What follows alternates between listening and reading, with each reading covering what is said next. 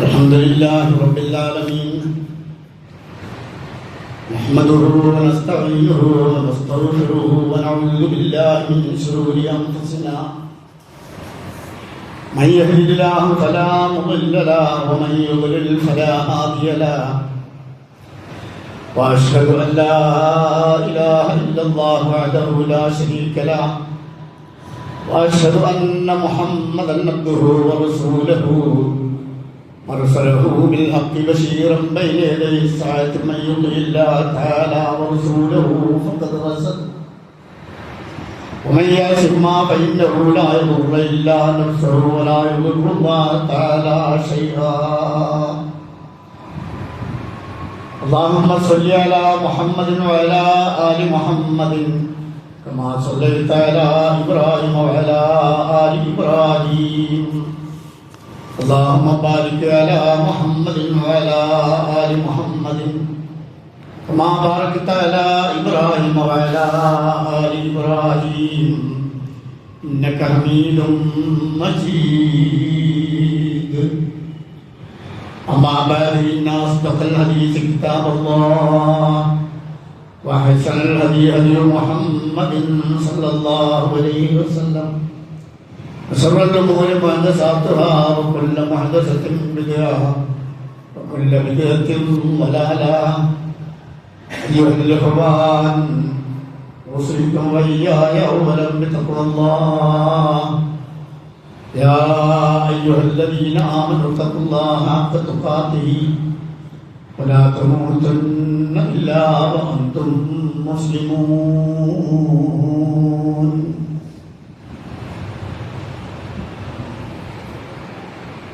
ആദരണീയരായ സഹോദരന്മാരെ, സഹോദരികളെ,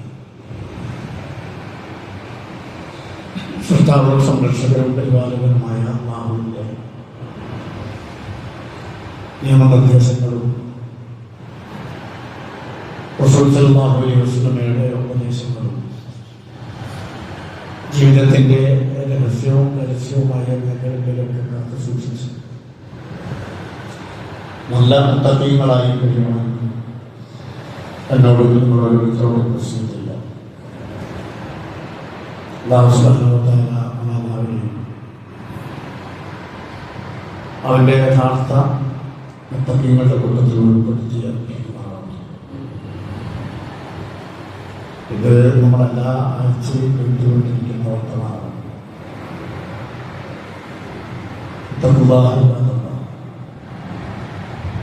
അല്ലാഹുവിനെ സൂക്ഷിക്കണേ. ഇത് പറയാതെ ഖുതുബ ശരിയാവില്ല. എല്ലാ ആഴ്ചയും അത് പറയണം എന്നാണ് റസൂൽ സുന്നത്ത്. അതുപോലെ തന്നെ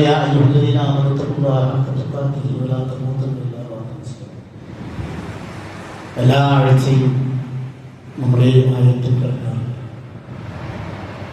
തത്വ കൊണ്ട് ഉത്പാദനം ചെയ്യുക എന്നതാണ് ഇതുകൊണ്ട് ഉദ്ദേശിക്കുന്നത്. പക്ഷെ എല്ലാ ആഴ്ചയും ഒരു മഹല്ലിലെ എല്ലാ സത്യവിശ്വാസികളും ഒരുമിച്ച് കൂടി വെള്ളിയാഴ്ച ജുമാ നമസ്കരിക്കും. സാധാരണ ദുഹർ നമസ്കരിക്കുന്നതിന്റെ പകരം 2 റക്അത്ത് നമസ്കരിച്ചാൽ മതി. പക്ഷെ അതിന് പകരം ഒരു ഖുതുബ ഉണ്ടാവും. ആ ഖുതുബയിൽ ആ മഹല്ലിലെ എല്ലാ ജനങ്ങളും ഒരുമിച്ച് കൂടിയിരിക്കുന്ന ആ ഒരു സദസ്സിനോടായി നിങ്ങൾ എല്ലാ ആഴ്ചയും നിർബന്ധമായും പറയണം, അല്ലാഹുവിനെ സൂക്ഷിച്ച് തഖ്വയുള്ളവരായി ജീവിക്കണമെന്ന്.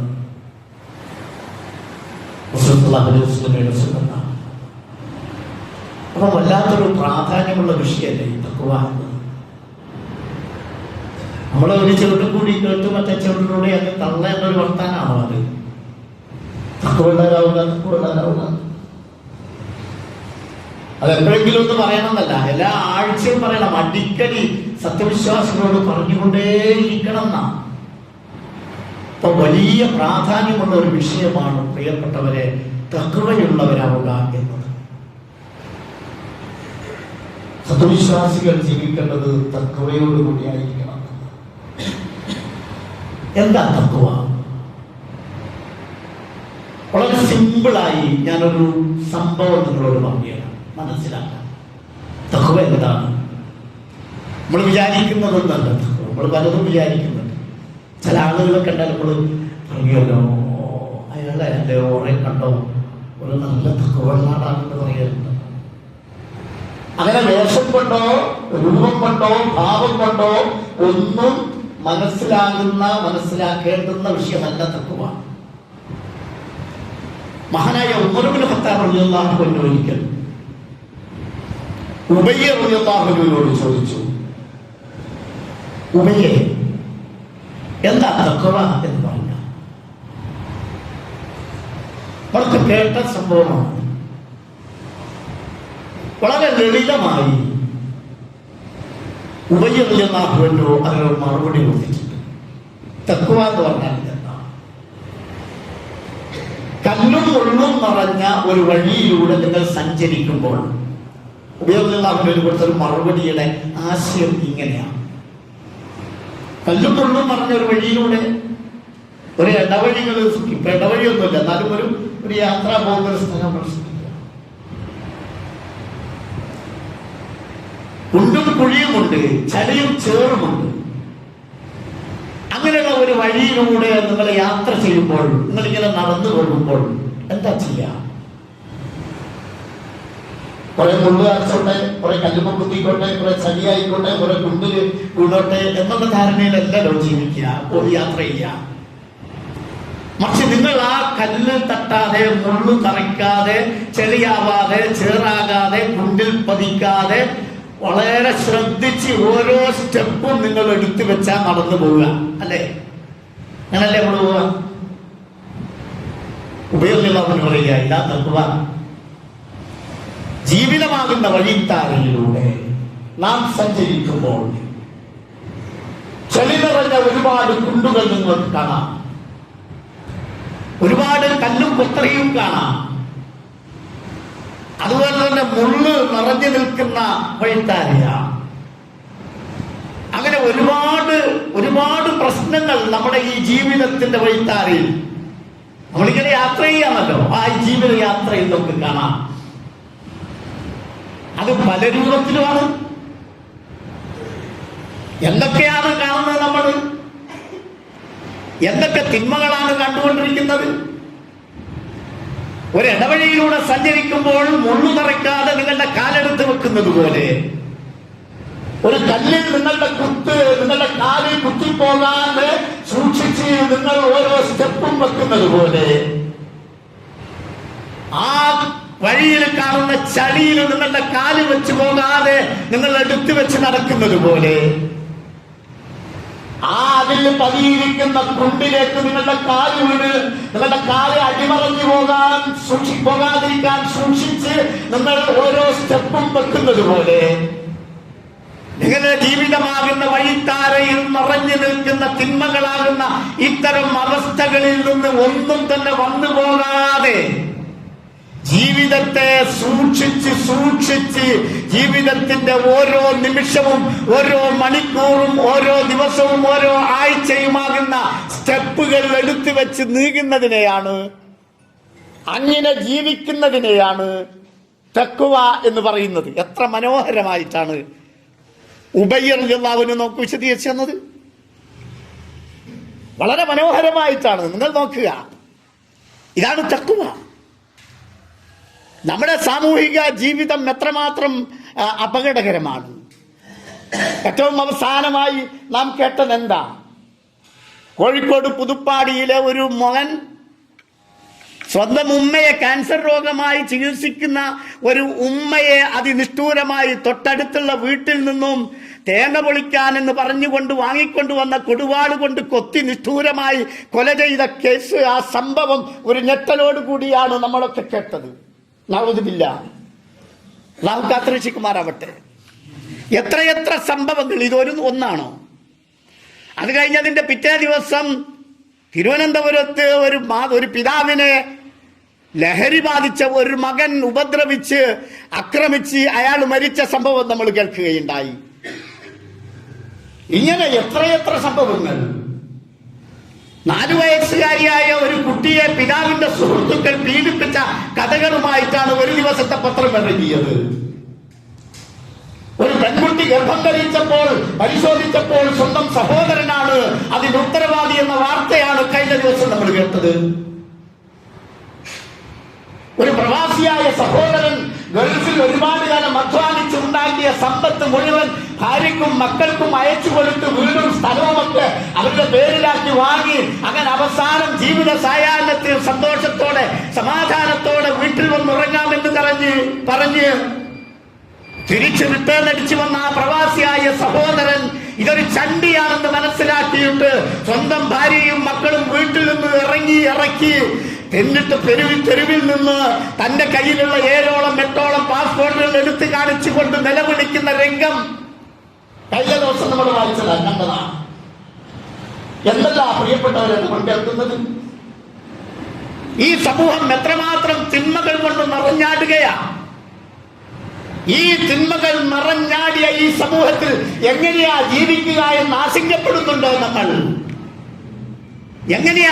എങ്ങനെയാണ് നമ്മളുടെ മക്കളെ കൊണ്ടുപോവുക, വളർത്തുക എന്ന് ഭയപ്പെടുകയല്ലേ നമ്മൾ? ഓരോ ദിവസവും കേട്ടുകൊണ്ടിരിക്കുന്ന ഞെട്ടിപ്പിക്കുന്ന വാർത്തകൾ നമ്മളെ ആകെ അലോസരപ്പെടുത്തുക മാത്രമല്ല, ഇതെന്തൊരു ദുനിയാവാണ് എന്ന് പ്രയാസപ്പെട്ട് നിലവിളിച്ചു പോകുന്ന അവസ്ഥാവിശേഷമാണ്. ഇങ്ങനെ പ്രിയപ്പെട്ടവരെ, കുറ്റകൃത്യങ്ങളും തിന്മകളും വർദ്ധിച്ചു വരുമ്പോൾ ഇസ്ലാം മനുഷ്യനോട് പറയുന്നത് എന്താണെന്നറിയോ? ഇത്തഖുല്ലാഹ്, നിങ്ങൾ അല്ലാഹുവിനെ സൂക്ഷിച്ച് ജീവിക്കണമെന്നാ. അല്ലാഹുവിനെ സൂക്ഷിച്ച് ജീവിക്കണം എന്ന് പറഞ്ഞാൽ ഞാൻ നേരത്തെ പറഞ്ഞതുപോലെ എന്തെങ്കിലും ചെറിയ ചടങ്ങുകളും നിസ്കാരവും നോമ്പും അങ്ങനെയൊക്കെ ആയിട്ട് കഴിയണമെന്നല്ലേ? അല്ല. മഹാനായ 2ാം ഉമർ എന്നറിയപ്പെടുന്ന ഉമർ ബിൻ അബ്ദുൽ അസീസ് റളിയല്ലാഹു അൻഹു പറയുകയാ, അദ്ദേഹത്തിന്റെ ഒരു വർത്തമാനമുണ്ട്. പകൽ നോമ്പെടുക്കലോ രാത്രിയിൽ നമസ്കരിക്കലോ അല്ല തഖ്വ. അത് രണ്ടിനുമിടയിലുള്ള കുത്തിക്കലർത്തലുമല്ല തഖ്വ. മറിച്ച് അള്ളാഹുവിനുള്ള തഖ്വ എന്ന് പറഞ്ഞാൽ അള്ളാഹു നിഷിദ്ധമാക്കിയത് ഒഴിവാക്കലും അവൻ നിർബന്ധമാക്കിയത് പ്രവർത്തിക്കലുമാണ്. ഉബയ്യല്ലാഹു തഖ്വയെ വിശദീകരിച്ച ഉദാഹരണം ഉമർ ബിൻ അബ്ദുൽ അസീസ് കൂടി സ്പഷ്ടമായി നമ്മോട് പറയുന്നു, നിങ്ങൾ 360 ദിവസവും നമസ്കരിക്കുന്നത് കൊണ്ട് മാത്രം തഖ്വയുള്ളവരാകണമെന്നില്ല. മറിച്ച് തഖ്വ എന്ന് പറഞ്ഞാൽ അള്ളാഹുവിനുള്ള തഖ്വ എന്നാൽ അള്ളാഹു നിഷിദ്ധമാക്കിയത് ഒഴിവാക്കല. അങ്ങനെ അള്ളാഹു നിഷിദ്ധമാക്കിയത് ഒഴിവാക്കാനുള്ള ഇച്ഛാശക്തി സ്വായത്തമാക്കുമ്പോൾ മാത്രമേ പ്രിയപ്പെട്ടവരെ ഈ തിന്മകളിൽ നിന്നും അല്ലെങ്കിൽ ഈ തിന്മകൾ കൊണ്ട് നിബിഡമായ സമൂഹത്തിൽ നിന്നും നമുക്കും നമ്മുടെ മക്കൾക്കും നമ്മുടെ കുടുംബത്തിനും രക്ഷപ്പെടാൻ കഴിയുകയുള്ളൂ. സമൂഹത്തിൽ മനുഷ്യനെ ഉത്തേജിപ്പിക്കുന്ന 2-3 ഘടകങ്ങളുണ്ട്. മനുഷ്യനെ വല്ലാതെ ഉത്തേജിപ്പിക്കുന്ന 2-3 വൈകാരികതകളുണ്ട്. അതിലൊന്നാ ലഹരി. അത് മനുഷ്യനെ വല്ലാതെ ബൂസ്റ്റ് ചെയ്യും. രണ്ടാമത്തത് ലൈംഗികത. അതിന്റെ തിന്മകളാ മറ്റൊരു ഭാഗത്ത് നമ്മൾ കാണുന്നത്, അല്ലേ? എത്രയാത്രം ഇന്നത്തെ ഒരു പ്രതിയെ അറസ്റ്റ് ചെയ്ത വാർത്തകൾ ഉണ്ടായി. ഒരു പെൺകുട്ടിയെ സ്നേഹം നടിച്ച് വീട്ടിൽ പോയി അതിന് സ്ഥൂലമായിരിക്കുന്ന പ്രതിയെ അറസ്റ്റ് ചെയ്തൊരു കഥ. അത് കേട്ടുകൊണ്ടാ വന്നത് ഇങ്ങോട്ട്. ഇത് ദിനേന കേൾക്കുകയാണ് നമ്മൾ. അതുപോലെ തന്നെയാണ് ചൂതാട്ടം എന്ന് പറയുന്നത്. സ്കൂൾ കുട്ടികൾ പോലും ലക്ഷക്കണക്കിന് രൂപ ഓൺലൈൻ ചൂതാട്ടം നടത്തിയിട്ട് നഷ്ടപ്പെടുത്തി ആത്മഹത്യ ചെയ്ത കഥകൾ നമ്മൾ വാർത്താ മാധ്യമങ്ങളിൽ വായിക്കുകയാ, കേൾക്കുകയാ. ഇതെത്രയാ കേൾക്കുന്നത്? ഇതെത്രയാ കാണുന്നത്? ഇത് എത്രയാണ് നമ്മുടെ നാടുകളിൽ നടമാടിക്കൊണ്ടിരിക്കുന്നത്? ഇങ്ങനെ ആസക്തികൾ മനുഷ്യനെ വല്ലാത്ത തിന്മകളിലേക്ക് അങ്ങനെ നയിച്ചു കൊണ്ടുപോവുകയും അവസാനം ആ വ്യക്തിയും കുടുംബവും നശിക്കുന്ന ഭയാനകമായ അവസ്ഥാവിശേഷം നമ്മൾ ആലോചിച്ചില്ല. ഉമ്മയെക്കുന്ന മകൻ ഉമ്മ മരിച്ചത് മാത്രമല്ലല്ലോ, അതോടെ അവന്റെ ജീവിതവും പോയില്ലേ? അതോടെ കഴിഞ്ഞില്ലേ? കഴിഞ്ഞ ദിവസം ഒരു പെൺകുട്ടി, 24 വയസ്സുള്ള ഒരു പെൺകുട്ടി തന്റെ കാമുകനെ വിളിച്ചു വരുത്തിയിട്ട് കൊടുത്ത വിഷം, കഷായത്തിന് വിഷം, അയാൾ മാത്രം മരിക്കില്ല. ആ പെൺകുട്ടിക്ക് പ്രാഥമിക വിധി വന്നത് തൂക്കുകയറാ. കഴിഞ്ഞില്ലേ? ലഹരിക്കടിപ്പെട്ടതിന്റെ പേരിൽ ചെയ്യുന്ന തിന്മകൾ, അതുപോലെ ലൈംഗികതയുടെ ഭാഗമായി ഉണ്ടാകുന്ന തിന്മകൾ, ഓൺലൈൻ ചൂതാട്ടം പോലെയുള്ള മുഴുവൻ ചൂതാട്ടത്തിന്റെ ഭാഗമായി വരുന്നതായ തിന്മകൾ, ഈ തിന്മകളൊക്കെയും മനുഷ്യനെ നശിപ്പിക്കുകയാണ് എന്ന് അക്ഷരം പ്രതി നമ്മൾ മനസ്സിലായിക്കുക. എന്നിട്ടും തിന്മകൾ വ്യാപകമാകുമ്പോൾ പ്രിയപ്പെട്ടവരെ, എന്താണ് ആ തിന്മയിൽ നിന്ന് മനുഷ്യന്മാരെ ഈ സമൂഹത്തെ രക്ഷപ്പെടുത്താനുള്ള മാർഗം?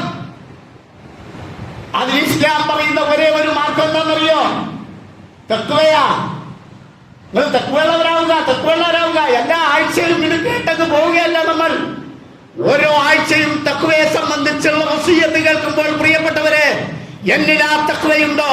അഥവാ ഉമർ ബിൻ അബ്ദുൽ അസീസ് പറഞ്ഞതുപോലെ അല്ലാഹു നിഷിദ്ധമാക്കിയ കാര്യങ്ങൾ വന്നു പോകുന്നതിൽ നിന്ന് എനിക്ക് മാറാൻ കഴിയുന്നുണ്ടോ എന്ന് എന്നെ സംബന്ധിച്ചും എന്റെ മക്കളെ, എന്റെ ഭാര്യയെ, എന്റെ കുടുംബത്തെ അതുപോലെ തഖ്വയുള്ളവരാക്കി മാറ്റാൻ എനിക്ക് കഴിയുന്നുണ്ടോ എന്നുള്ള ചിന്തയുണ്ടാവണം.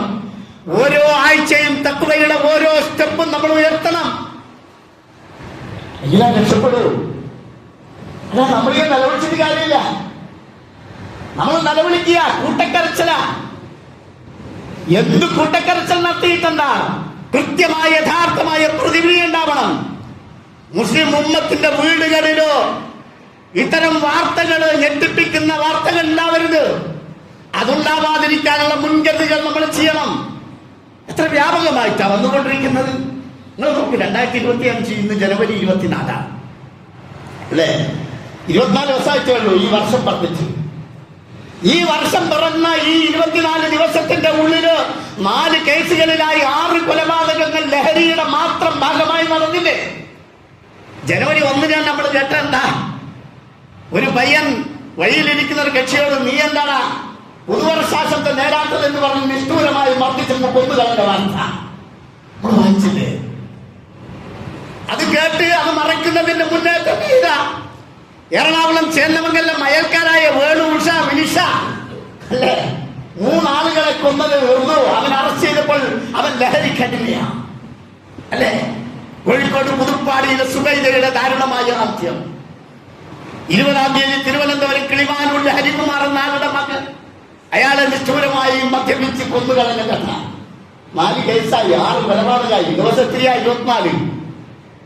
2025 പറഞ്ഞിട്ട് 24 ദിവസങ്ങളാകുമ്പോഴേക്ക് നടന്ന കൊലപാതകങ്ങളുടെ കഥകളാ പറഞ്ഞത്. നമ്മുടെ കൊച്ചു കേരളത്തിലായത്. പ്രിയപ്പെട്ടവരെ, ഈ കാലത്താണ് നമ്മൾ ജീവിക്കുന്നത്. ഈ സമൂഹത്തിലാണ് നമ്മളെ മക്കൾ ഇറക്കേണ്ടത്.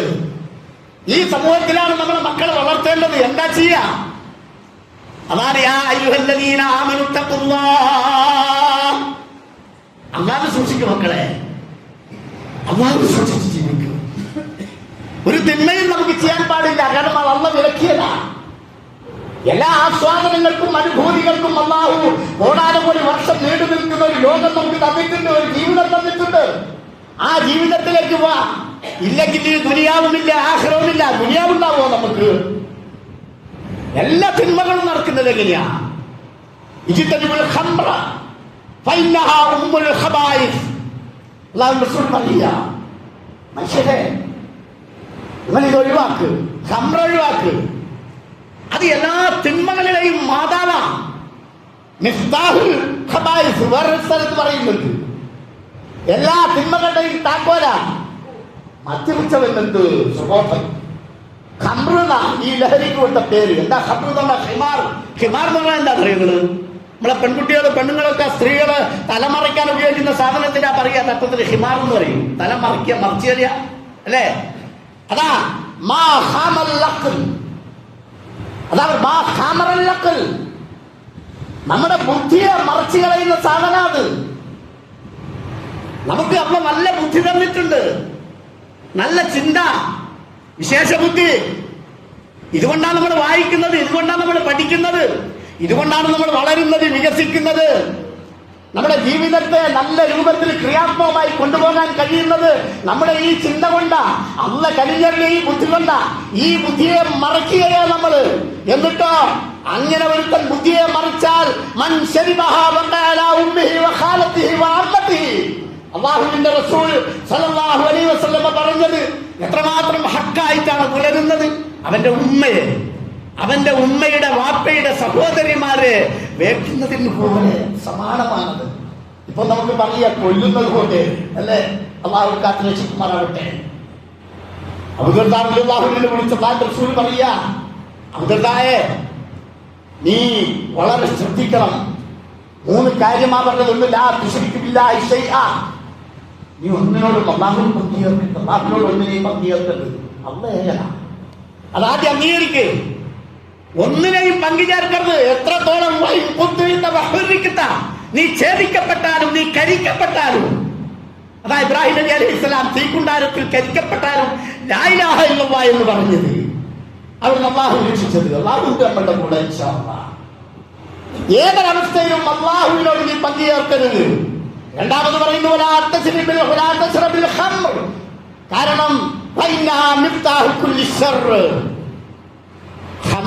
ബുദ്ധിയെ മറച്ചു കളയുന്ന കുല്ലു മുസ്കിരിൻ ഖംറുൻ വകുല്ലു ഖംറുൻ ഹറാം. കുല്ലു മുസ്കിരിൻ ഹറാമുൻ മാ അസ്കറ കസീറുഹു വഖലീലുഹു. കുല്ലു മുസ്കിരിൻ ഖംറുൻ വകുല്ലു ഖംറിൻ ഹറാം. എല്ലാം ഖംറ. ഈ നമ്മള് ചുണ്ടിന്റെ ചൊട്ടിൽ വെക്കുന്നതും ചുണ്ടിന്റെ മേലെ വെക്കുന്നതും വായിൽ വെച്ചരിക്കുന്നതും മിഠായി പോലെ എടുത്ത് അരിക്കുന്നതും അങ്ങനെ അങ്ങനെ അങ്ങനെ ചെറിയ ചെറിയ പൊടികളായി വരുന്നതും പേപ്പർ വീച്ച് പോലെ ചെറിയ സ്റ്റാമ്പ് നമ്മുടെ നാവിലൊട്ടിക്കുന്നതും അതൊക്കെ നമ്മൾ ഉപയോഗിക്കുമ്പോൾ നമ്മുടെ വരുന്നത് അവന്റെ ബുദ്ധിയെ മറച്ചു കളയുക. അതാണ് വകുല്ലു മുസ്കിരിൻ ഖംർ. അതൊക്കെ ഖംറ, അതൊക്കെയും ഹറാമാണ്. അത് ചെറുതായാലും വലുതായാലും ശരി. ദേശ കുറച്ച് ഇതൊന്നും പറയണ്ട. MDMA മില്ലിഗ്രാം വേണ്ടു അല്ലേ. ഇത് മനുഷ്യനെ നശിപ്പിക്കുന്നതാ. അതെല്ലാ തിന്മകളുടെയും താക്കോല. ഇതവർ കാണുകയാ. ഇത് 1400 വർഷങ്ങൾക്കും അല്ലാഹു റസൂൽ പറഞ്ഞ ബാലിന് വേണ്ടിയിട്ട് ഉറുദിക്ക് വേണ്ടിയിട്ടും പറഞ്ഞ വചനങ്ങളല്ല. ലോകാവസാനം വരെ വരുന്ന മനുഷ്യ സമൂഹത്തിന് നേർമാർഗം, നല്ല മാർഗമുണ്ടാവാൻ, നല്ല മനുഷ്യരായി ജീവിക്കുവാൻ നൽകിയ ശക്തമായ സതുപദേശങ്ങളാ. ഇതിനെ വെല്ലുന്ന ഒരു ആദർശവും ഇന്ന് ലോകത്ത് വന്നിട്ടില്ല. ഇതിനെ മറികടക്കുന്ന ഒരു തത്വസംഹിതയും നമുക്കിത് കാണാൻ കഴിയുന്നില്ല. ഒരേ ഒരു ആശയം, ഒരേ ഒരു ആദർശം, അള്ളാഹുവിനെ ഭയപ്പെടുക. അള്ളാഹു വിലക്കിയത് എന്താണോ അതിൽ നിന്ന് മാറി നിൽക്കുവാനുള്ള ആർജവം നമ്മുടെ സമൂഹത്തിന്, വിശിഷ്യ വളർന്നു വരുന്ന തലമുറകൾക്ക് ഉണ്ടാവുക. ഇത് തന്നെയേ ഉള്ളൂ, ഇത് തന്നെ രക്ഷയുള്ളൂ. അല്ലാതെ നമ്മൾ എത്ര ശ്രമിച്ചിട്ടും എത്ര മെനക്കേട്ടിട്ടും എന്തെല്ലാം കളിച്ചിട്ടും കാര്യമില്ല. വളരെ ശ്രദ്ധയോടുകൂടി നമ്മുടെ സമൂഹത്തെ ദീനിന്റെ മാർഗത്തിലെത്തിക്കുക. ദീൻ അള്ളാന്റെതാ. ഇസ്ലാം അള്ളാന്റെ ദീനാ, അള്ളാഹുവിന്റെ ദീനാണ് ഇസ്ലാം. എന്തിനാണ് ആ ഇസ്ലാം നമുക്ക് തന്നറിയോ? അള്ളാഹുവിന് കുമ്പിടുക എന്ന് മാത്രമല്ല ലക്ഷ്യം, അല്ലെങ്കിൽ വേറെ എന്തെങ്കിലും ചില ജാടകളായി ജീവിക്കുക എന്ന് മാത്രമല്ല. ഭൂമിയിൽ നിങ്ങൾക്ക് സമാധാനം ഉണ്ടാകണം, ഭൂമിയിൽ നല്ല ജീവിതം നയിക്കണം. ഭൂമിയിൽ നിങ്ങളെ കൊല്ലാൻ വരരുത്. നിങ്ങളുടെ വീടിന്റെ അകത്തളങ്ങളിൽ നിങ്ങൾ പാലൂട്ടി വളർത്തിയ നിങ്ങളുടെ മക്കൾ, നിങ്ങളെ സ്നേഹിച്ച് ലാളിച്ച് വളർത്തിയ നിങ്ങളുടെ മക്കളിൽ നിന്നും ഒരു ശകാരം പോലും നിങ്ങളുടെ ഭാഗത്ത് ഉണ്ടാവരുത്. വഖദാ റബ്ബുക അല്ലാ തഅബുദൂ ഇല്ലാഹി ഇയ്യാഹു വബിൽവാലിദൈനി ഇഹ്സാന ഇമ്മാ യബ്ലുഗന ഇൻദകൽ കിബ്റ അഹദുഹുമാ ഔ കിലാഹുമാ ഫലാ തഖുൽ ലഹുമാ ഉഫ്ഫിൻ. ഉമ്മാനോട് ഉപ്പാനോട് എന്താക്കളെ എന്ന് പോലും പറയരുത്. അശേഷം പോലും നിങ്ങൾ ശകാരിക്കരുത്, ശണ്ട കൂടരുത്. നിങ്ങൾ വിനയത്തിന്റെ ചിറകുകൾ നിങ്ങൾ അവർക്ക് താഴ്ത്തിയിട്ട് കൊടുക്കണം. എന്നിട്ട് സ്നേഹമസൃണമായി ഉമ്മയോട് പെരുമാറണം, ഉപ്പയോട് പെരുമാറണം. ഇത് നമ്മുടെ മക്കളെ ചെറുപ്പനാളിൽ തന്നെ ഈ ഒരു മെസ്സേജ് നൽകിക്കൊണ്ട് അവരെ വളർത്താൻ കഴിയണം. സ്നേഹത്തോടെ വളർത്താൻ കഴിയണം, ചേർത്ത് നിർത്താൻ കഴിയണം, പോരായ്മകൾ പരിഹരിക്കാൻ കഴിയണം. അങ്ങനെ നമ്മുടെ തലമുറകളിൽ ദീൻ നൽകുക, വിശുദ്ധ ഖുർആൻ നൽകുക, തഖ്വയുള്ളവരായി മാറ്റുക, പ്രിയപ്പെട്ടവരെ, നമ്മുടെ കുടുംബം രക്ഷപ്പെടണമെങ്കിലോ ഇത് മാത്രമേ രക്ഷയുള്ളൂ എന്ന് ഓർമ്മപ്പെടുത്തുകയാണ്. അള്ളാഹു അതിന് തൗഫീഖ് നൽകുമാറാവട്ടെ, അനുഗ്രഹിക്കുമാറാവട്ടെ.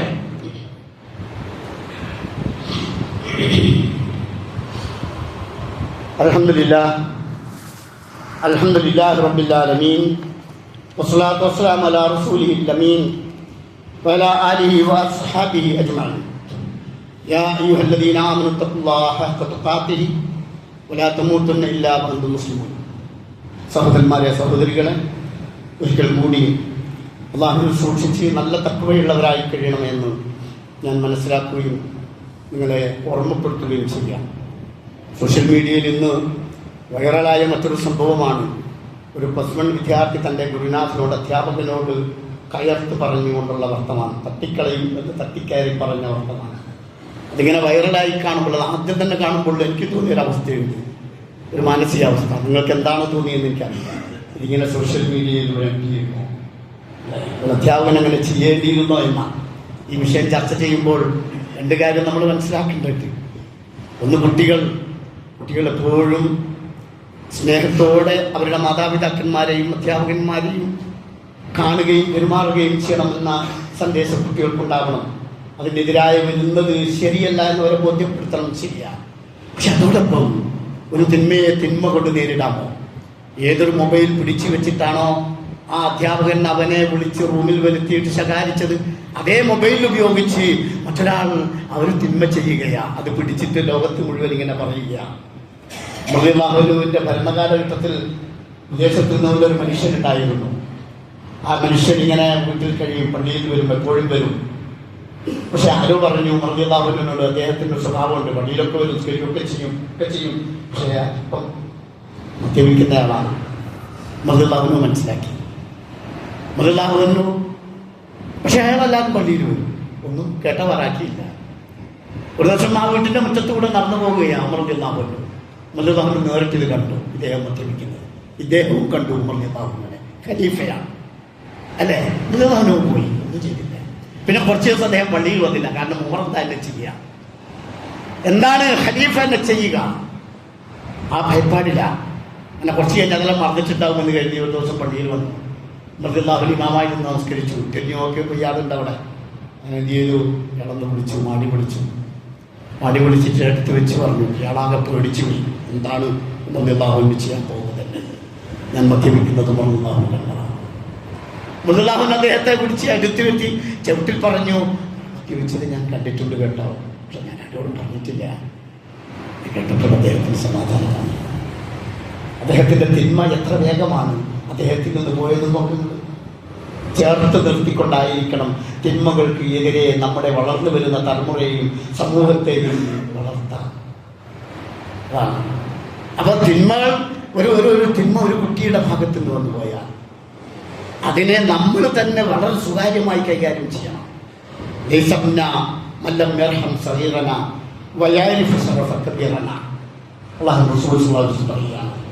ചെറിയവരോട് കരുണ കാണിക്കാത്തവരും വലിയവരുടെ മഹത്വം അറിയാത്തവരും തമ്മിൽപ്പെട്ടവനല്ല.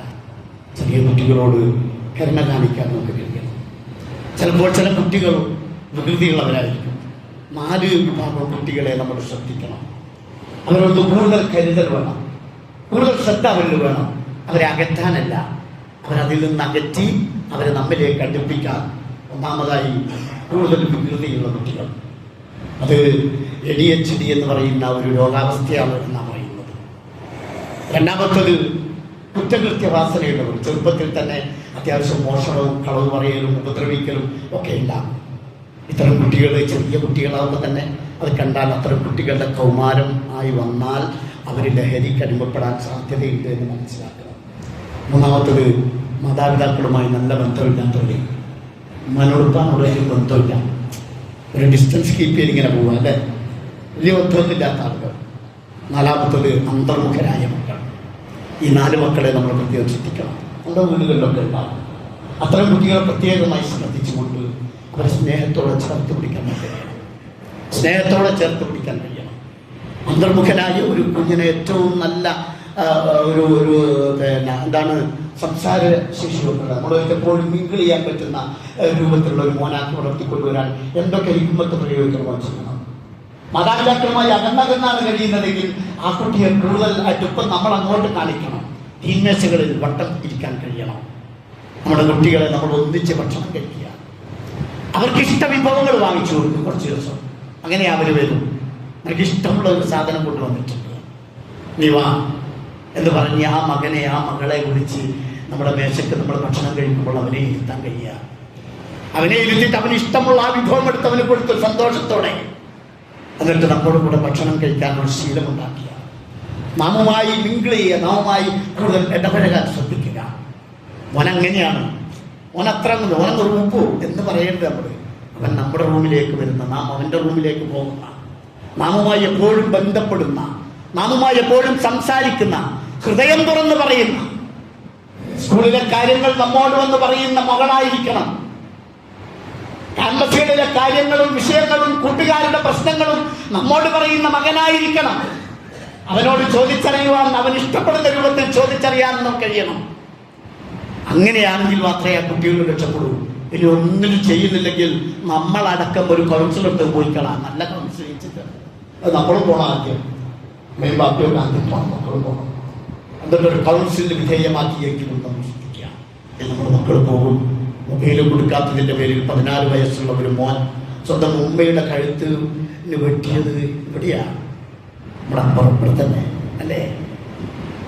ആ നാളെ പിറ്റേന്ന് നമ്മുടെ വീടുകളിൽ ഇത്തരം അവസ്ഥകൾ വരാതിരിക്കുവാൻ, നമ്മുടെ മക്കളെ സ്നേഹത്തോടെ പെരുമാറാൻ, ചേർത്ത് പിടിക്കാൻ, അവരുടെ കമ്പനിയാവാൻ, കൂട്ടുകൂടാൻ. 3 ഏഴുകളുടെ കഥ ഞാൻ മക്കളെ വളർത്തുന്ന സന്ദർഭത്തിൽ ഒരിക്കൽ നിങ്ങളോട് പറഞ്ഞിട്ടുണ്ട്. ആ 3 ഏഴില് ഒന്നാമത്തെ ഏഴിൽ നമ്മളവരുടെ കളിക്കൂട്ടായിരിക്കണം. 7 വയസ്സ് വരെ നമ്മളും അവനും തമ്മിൽ കളിക്കണം. നമ്മളവന് ബോൾ എറിഞ്ഞു കൊടുക്കണം, അവൻ ബൗൾ ചെയ്യണം. 2ാമത്തെ ഏഴിൽ അവൻ അടവ് പഠിപ്പിക്കണം. 3ാമത്തെ ഏഴിൽ അവന്റെ സുഹൃത്താവണം. ഒരു പിതാവിന് അങ്ങനെ കഴിയുമോ? എങ്കിൽ പ്രിയപ്പെട്ടവരെ, ആ 3 ഏഴ് കരുതലോടുകൂടി നമ്മൾ വളർത്തിയാൽ ഈ ദുരന്തങ്ങൾ ഭൂമിയിൽ ഉണ്ടാവില്ലെന്ന് മാത്രമല്ല, അവസാനം നാളെ പരലോകത്ത്